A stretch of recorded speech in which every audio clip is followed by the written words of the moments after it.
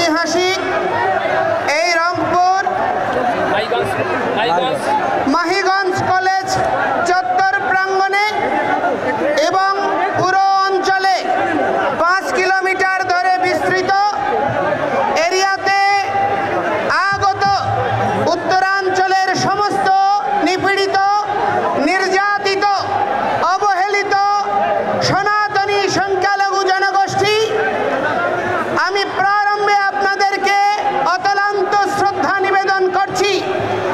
শত রক্তচক্ষু উপেক্ষা করে বিভিন্ন পর্যায়ে রাজনৈতিক উচ্ছৃঙ্খল জনগোষ্ঠী এবং প্রশাসনিক বাধাকে উপেক্ষা করে আজকে এই রংপুরে যে জনসমুদ্র পরিণত হয়েছে, আপনাদের অকুণ্ঠ সমর্থনে আমরা চিরঋণী আপনাদের কাছে প্রণাম নিবেদন করছি।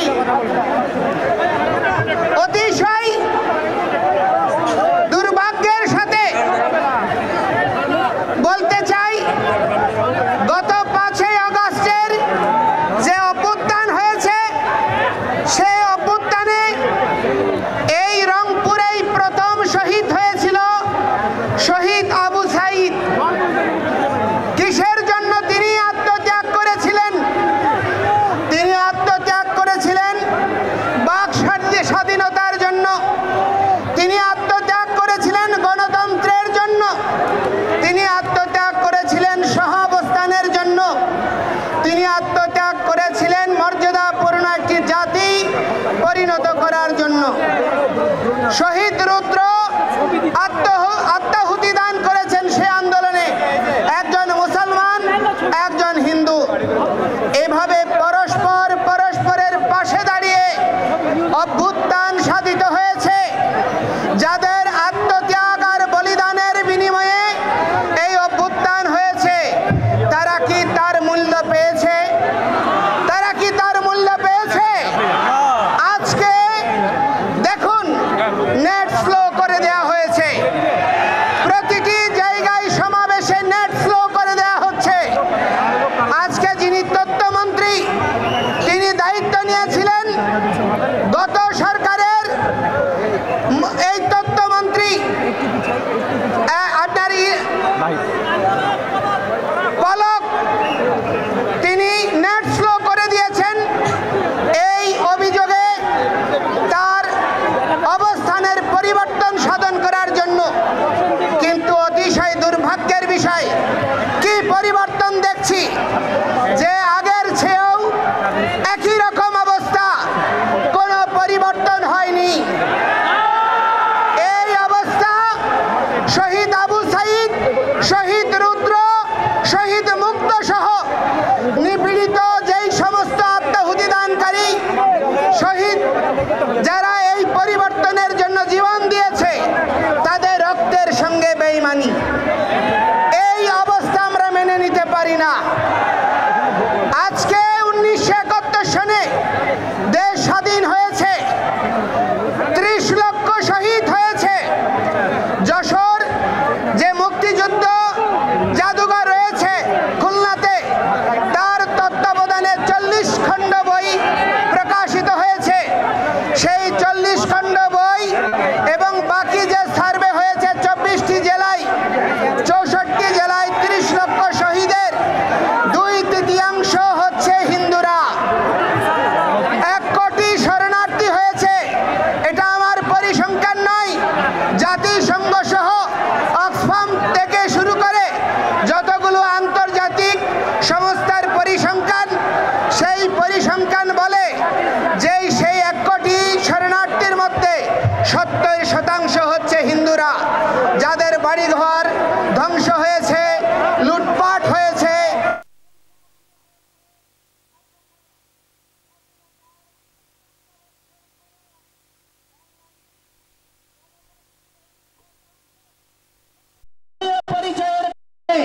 তার প্রাপ্ত মর্যাদা পায়নি।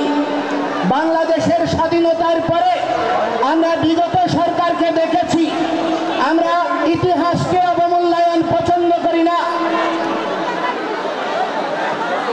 স্বাধীন বাংলাদেশের যার দ্বারা স্বাধীনতা এসেছিল,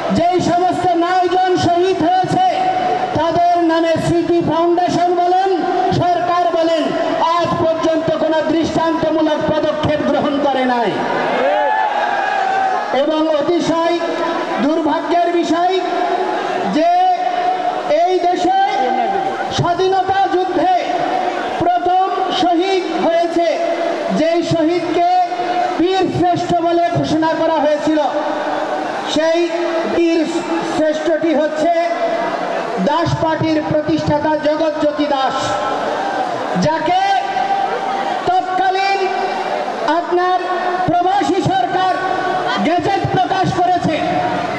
আকাশবাণী, স্বাধীন বাংলা বেতার কেন্দ্র থেকে শুরু করে প্রতিটি সংবাদ মাধ্যম থেকে প্রথম বীরশ্রেষ্ঠ হিসেবে স্বীকৃতি দেওয়া হয়েছে। কিন্তু দেখা গেল কি ৭২-এ এসে সরকার গঠন হওয়ার পরে শুধু হিন্দু অজুহাতে তাকে স্বীকৃতি দিতে হবে বলে কোনো সেনাবাহিনী ছাড়া অন্য কোনো সেক্টরের কাউকে আর বীরশ্রেষ্ঠ খেতাব দেওয়া হয়নি এবং সেই জগৎজ্যোতি দাসের বীরশ্রেষ্ঠ খেতাব কেড়ে নেওয়া হয়েছে শুধুমাত্র হিন্দু হওয়ার অপরাধে।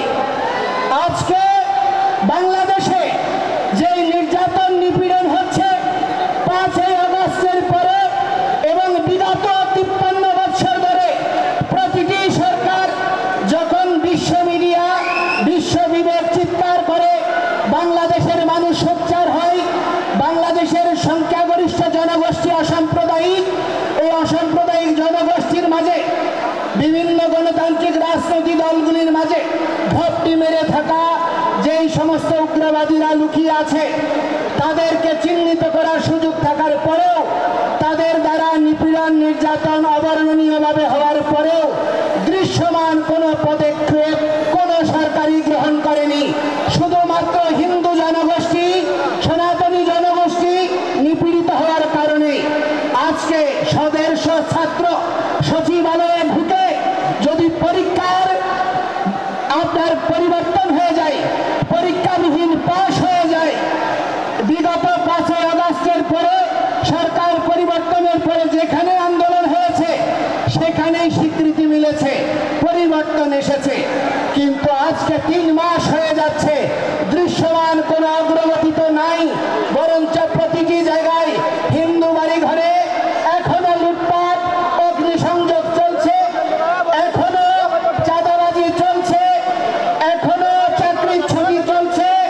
আপনার রংপুরে গত ১ সপ্তাহের মধ্যেও চাকরির ছুটি হয়েছে প্রশাসনের উপস্থিতিতেই। অতিশয় দুর্ভাগ্যের বিষয়, এই অবস্থা অপরিবর্তিতভাবে চলতে আছে। তার কারণটা কি? তার কারণটা হচ্ছে এই উগ্রবাদী গোষ্ঠীর মধ্যে সঙ্গে সরকারের একটি অংশ, রাজনৈতিক একটি অংশ এবং এই উগ্রবাদী গোষ্ঠী সম্মিলিতভাবে এই বাংলাদেশ থেকে সনাতনী সংখ্যালঘু জনগোষ্ঠীকে উচ্ছেদ করার প্রচেষ্টা চালাচ্ছে। আমরা এই ভূমির ভূমিপুত্র, কোন অবস্থায় এই স্থান থেকে আমাদেরকে ছুড়ে ফেলা যাবে না। আমরা মুঘল নই, আমরা ওলন্দাজ নই, আমরা ফরাসি নই, আমরা ব্রিটিশ নই, আমরা উনআশি, আমরা এই বঙ্গ, যিনি প্রহ্লাদ মহারাজের পৌত্র, যিনি বলি মহারাজের পুত্র, সেই বঙ্গ মহারাজ বঙ্গের নামানুসারে যেই বঙ্গভূমি, আমরা তার উত্তরাধিকার। আমাদের এখানে প্রথম অধিকার রয়েছে। আমাদের অধিকারকে অস্বীকার করার কোন প্রচেষ্টা সনাতনীরা আর মেনে নেবে না। বহু নিপীড়ন হয়েছে, বহু নির্যাতন হয়েছে, সনাতনীদেরকে বিভক্ত করে রাখা হয়েছে। হয় আওয়ামী লীগ, নয় বিএনপি, নয় জাতীয় পার্টি, বিভিন্ন দলীয় তকমায় বিভক্ত করে রাখা হয়েছে। আজকে সেই সমস্ত দালালদেরকে আমরা সাবধান করে দিতে চাই। ঐক্যের সুবাতাস বয়ে বেড়াচ্ছে। এখানে কেউ বিভক্ত করতে চাইলে সে যেই হোক তাকে আমরা ছুঁড়ে ফেলবো। বিভক্তকারীকে আর স্থান দেব না। আপনারা স্থান দেবেন? কোনো অবস্থায় আমরা বিভক্ত হব না। ঐক্য পরিষদ, পূজা পরিষদ, জন্মাষ্টমী পরিষদ, বিদ্যার্থী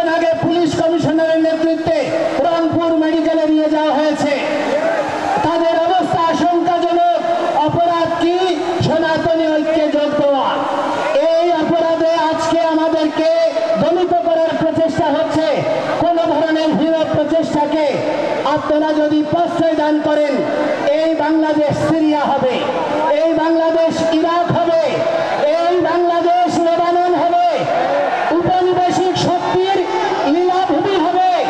এই দেশে কোন সরকার, কোন রাজনৈতিক দল স্থায়ী ক্ষমতা উপভোগ করতে পারবেন না।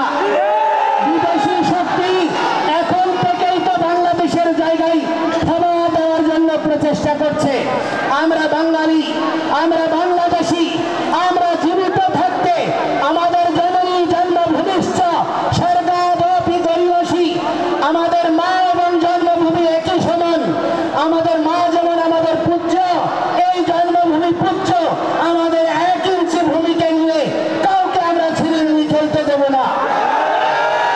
আজকে এই ঐক্যবদ্ধ গণতন্ত্র, সমতা, সাম্য, মৌলিক অধিকারের দাবিতে আমরা যখন সংঘবদ্ধ হয়েছি, যে জাতি জাতীয় পতাকা উত্তোলন করে, জাতীয় সঙ্গীত গেয়ে, সাম্যের কথা বলে, যে কোনো কর্মসূচি শুরু করে, সেই জাতিকে আজকে অতিশয় দুর্ভাগ্যের বিষয়, রাষ্ট্রদ্রোহের মামলায় আমাদেরকে আসামি করা হচ্ছে।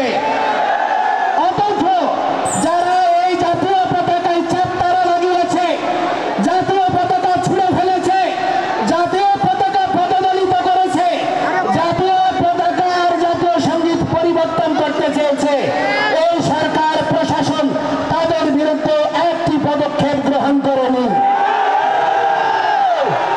এই অবস্থা প্রমাণ করে পক্ষপাত দুষ্ট সরকার। এই সরকার মৌলিক গণতন্ত্রে সাম্য সমতায় বিশ্বাস যদি করেন, সকলের প্রতি সমান পদক্ষেপ গ্রহণ করুন। আজকে আমরা যখন কর্মসূচি করতে গিয়েছি, জেলা স্কুল থেকে এখানে আমাদেরকে ট্রান্সফার করা হয়েছে, আমাদেরকে হোটেল ছাড়তে বাধ্য করা হয়েছে পুলিশ সুপারের নির্দেশে। আমি বলতে চাই, আজকে ডিসি মহোদয় বলছে রংপুরের লোক না হলে নাকি কথা বলা যাবে না। আরে ভাই, তুমি আমার টাকায়, আমার ট্যাক্সে তুমি চাকরি করছো।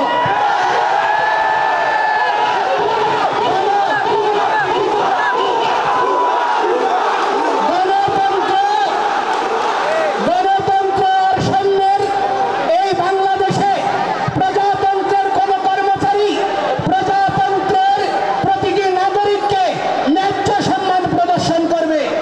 অথচ আজ পর্যন্ত সেই প্রচেষ্টাকারীদেরকে কখনো দণ্ড দেওয়া হয়নি, বরঞ্চ তাদেরকে পুরস্কৃত করা হয়েছে।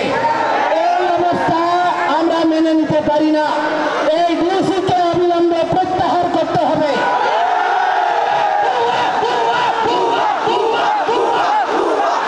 আমি বলতে চাই, আমি এই বৃহত্তর রংপুর সেনাবাহিনীকে আমি কৃতজ্ঞতা জানাই, ধন্যবাদ জানাই।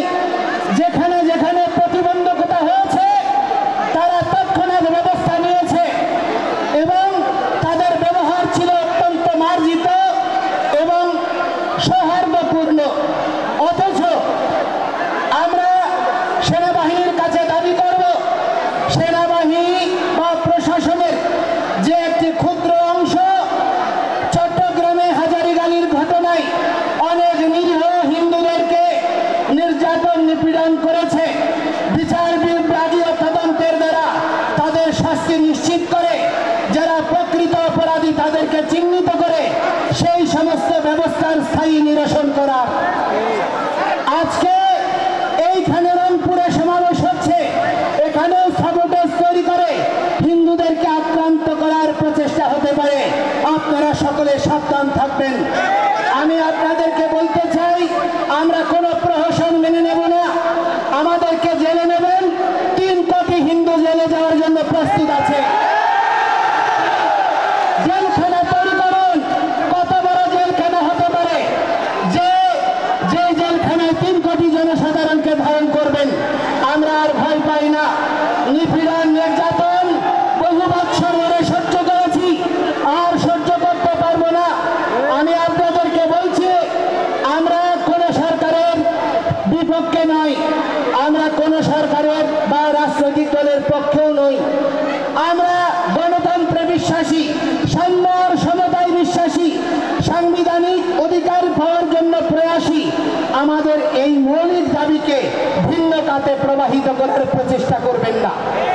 আজকে মাননীয় প্রধান উপদেষ্টা বলেছেন আমরা হচ্ছি বাংলাদেশি, আমরা সংখ্যালঘু নই। যদি আমরা বাংলাদেশি হই 15,000 কোটি টাকার বরাদ্দ যে ধর্ম মন্ত্রণালয়ে, সেখানে কি করে 200 কোটি টাকার থোক বরাদ্দ হতে পারে 3টা ধর্মাবলম্বীর জন্য? সেখানে কি সমতা প্রদর্শিত হয়েছে? আজকে আমি অনুরোধ করছি আমাদের এই সম্মিলিত জাগরণী জোট থেকে আমরা একটা ইমেইল অ্যাকাউন্ট ঘোষণা করব। এই ইমেইল অ্যাকাউন্টে আপনারা সর্বত্র যত বাংলাদেশে ধর্ম অবমাননার দায়ে যত ভাই বোনরা মামলা আক্রান্ত হয়েছে তাদের মামলার কপি এবং তথ্য আমাদেরকে সরবরাহ করবেন।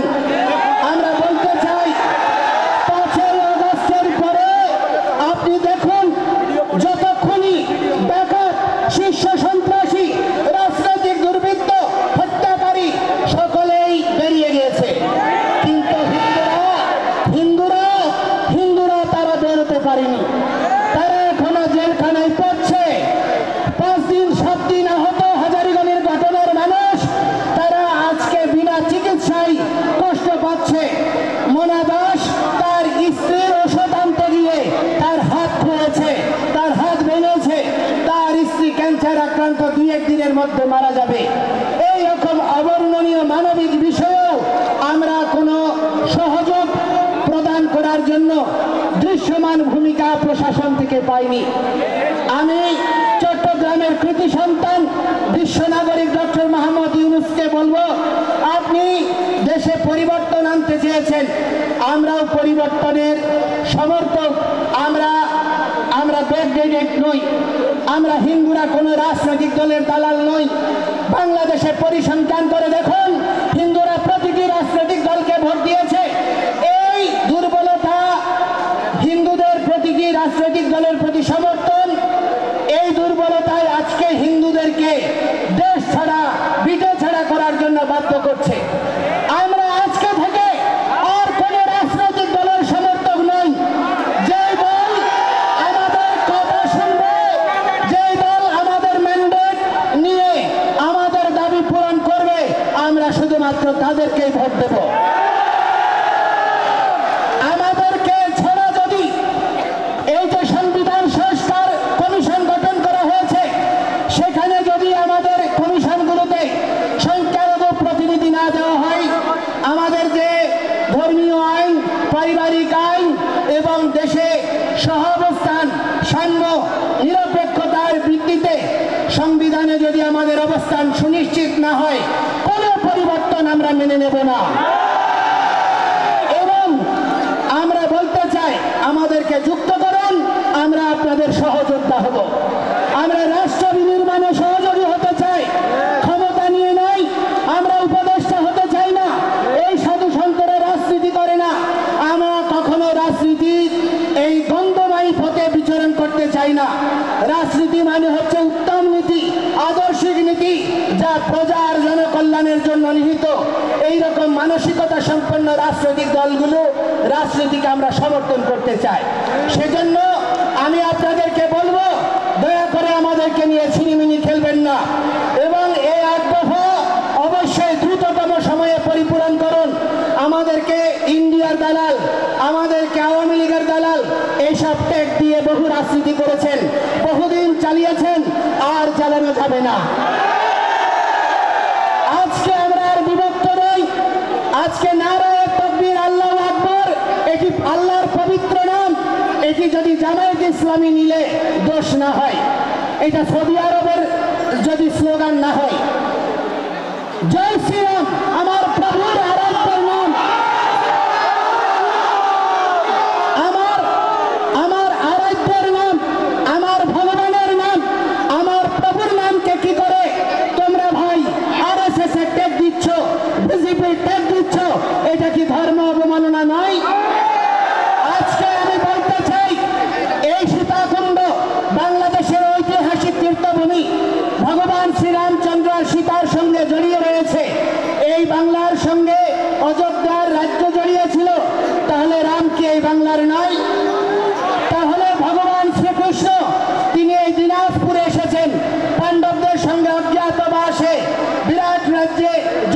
করেছেন তিনি কি এই বাংলার নয়?